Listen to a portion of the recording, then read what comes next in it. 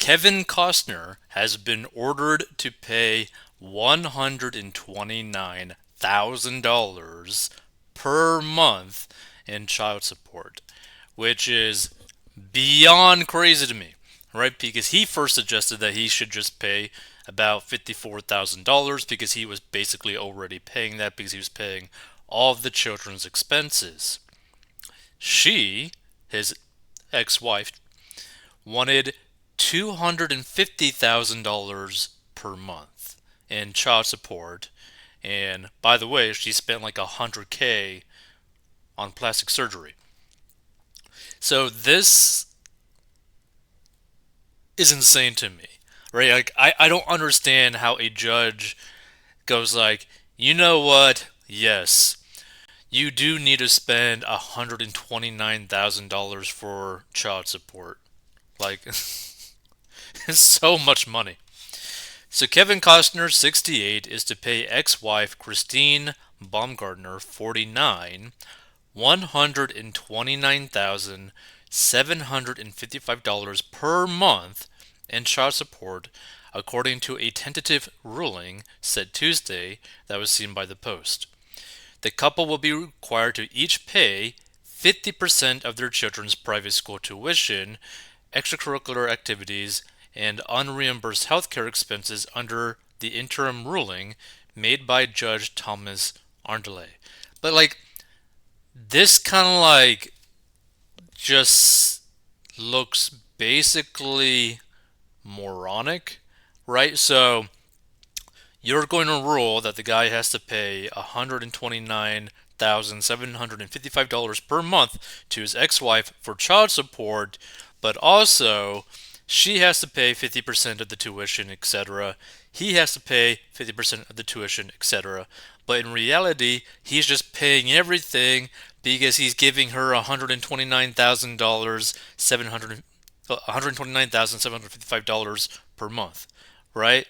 So like it literally just doesn't make sense because technically he was already paying for all of their expenses. So again, like this is just completely absurd. Let's see.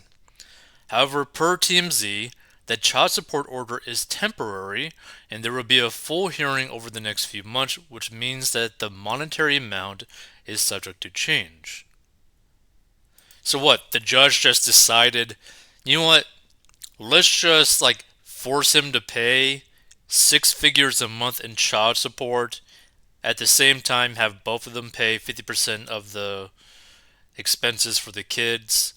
But again, in reality, he's paying for all of it still, but giving her extra money, even though he already gave her money, even though the prenup that he has signed with her guarantees her millions of dollars. Like, this is just so dumb. In early May, the couple filed for divorce, citing irreconcilable differences, but it has quickly turned ugly with a battle over their Santa Barbara, California home and claims of lavish spending. Last month, the ex-wife requested $240,000 in child support from her estranged hubby, so it looks like she'll be getting a bit over half of that number. At the time, she also asked that Costner cover the entire cost of the children's private school tuition, extracurricular activities, and healthcare per pupil. The couple has three kids: Caden, 16, Hayes, 14, and Grace, 13.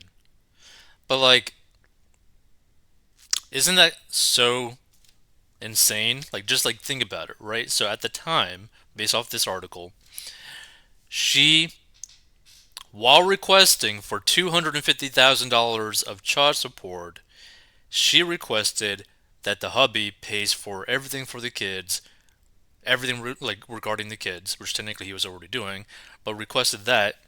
It's like you are screwing over your hubby, your ex-hubby, to try to get as much money as you possibly can, while still asking him to do favors for you. Like it just seems insane to me.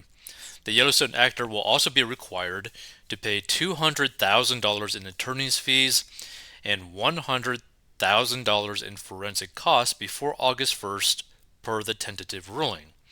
The Post reached out to representatives for Costner and the ex-wife for comment, and last week TMZ reported that Costner initially offered $51,940 in child support per month, while the ex-wife called completely inappropriate. Which again, like as like a normal human being, and you see $51,940 per month, and saying that that is so absurdly low, basically for like a number, that sounds insane to me, right? As a normal hormone, like a normal human being, like how many quick trip like extra large cups can you actually get? Like that's like an insane amount. An insane amount. So the couple filed for joint custody of their three children in the divorce with a hearing set for July 12th, reported Entertainment Tonight. When Costner and the ex-wife first filed for divorce, a representative for Costner told the Post, "It is with great sadness that circumstances beyond his control have transpired which have resulted in Mr. Costner having to participate in a dissolution of marriage action. We ask that his, Christine's, and their children's privacy be respected as they navigate this difficult time," the rep added. Hmm.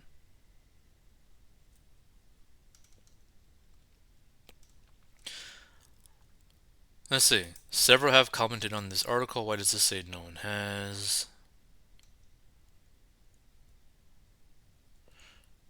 What a loser she is. Thank God Kevin Costner had a strong prenup because otherwise she might have gotten alimony and that could have gone on forever. This is basically going to amount to 1.5 million a year for the next 5 years until the youngest one turns 18.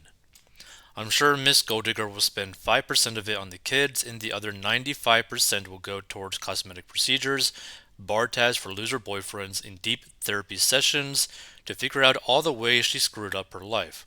5 years from now, she'll be dried up and broke, and Kevin Costner will have moved on to greener pastures. Good riddance. The thing is, the reality is, Kevin Costner, after all this, needs to stay away from marriage completely, right? Because obviously, it's basically like no matter what he does, he basically gets nearly completely screwed over, right? Even when having a pretty strong prenup, he gets screwed over. Now, technically, this is like a temporary screw over, potentially, right? Where maybe he's only screwed over for like a few months. But again, like what that comment said, like, luckily, she's not getting alimony because this could go on forever and ever and ever and ever. Like, there's horror stories where people get divorced and their partner literally milks them for money for the rest of their life due to alimony because they purposely do not get remarried, they purposely basically don't get a job, etc. Now, of course, every state's a little bit different in terms of their laws and whatnot, but it does happen. It does happen where when someone gets a divorce and they were making good money, they did have a good net worth, they just get completely financially wrecked. And like imagine you basically worked your whole life and ended up making, oh, what the hell is this? Is there something in my hair? Or is that just skin? I don't know. Something. Whatever. So basically, you could end up working your whole life, make crazy amounts of money, and then get completely screwed over due to who you married and due to their choices, not but potentially not even anything to do with yourself, which is pretty insane when you really think about it. But again, this is just so much money. Like, depending on who you are, depending on how you manage your money, this amount of money could technically set up the kids for life, could set up the ex-wife for life in terms of like never having to actually work any sort of income producing job ever again. You could literally dedicate your whole life to charity or doing literally nothing. You could be laying in a hammock drinking beer or something, whatever it is that you drink. Like, it just seems so crazy to me that a judge would even do this, right? Because again, within his prenup, he was going to give her millions of dollars. Like, after everything's said and done, he was going to give her millions of dollars. He was already going to give her basically almost like an allowance for a home. He was going to give her like I think 30K for like a per month rent for a home so that she could take care of her kids in a nice house, which like just think about that. Like, you get divorced with someone who wasn't really making any income basically at all, right? Didn't bring like any monetary value per se. You give them, well, you offer to give them or guarantee to give them like 30K a month for home expenses, guarantee that you're going to pay all of the children's expenses, all of them, guarantee that you also give her basically millions of dollars, right?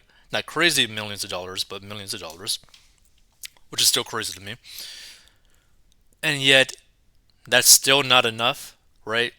That's still not enough, right? You still have to try to just milk everything out of the person that you spent a super long time with. To me, it just seems like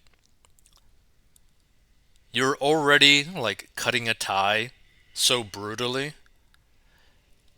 Why continue to keep cutting it with like a butter knife over like a rusty butter knife just so that you're prolonging this? Like, it's just insane to me. You'd think that you'd want it to just end nice, quick. Everyone can move on. The kids can move on. Everyone is just like, okay, let's just get this done, get the money situated, and just move on with life. But no, you could potentially, like, again, this is only like a temporary ruling. This could potentially go for months on end, potentially years on end, which is beyond dumb. If you want to learn how to get out of debt, go to 40mbucks.com. But this is just plainly retarded.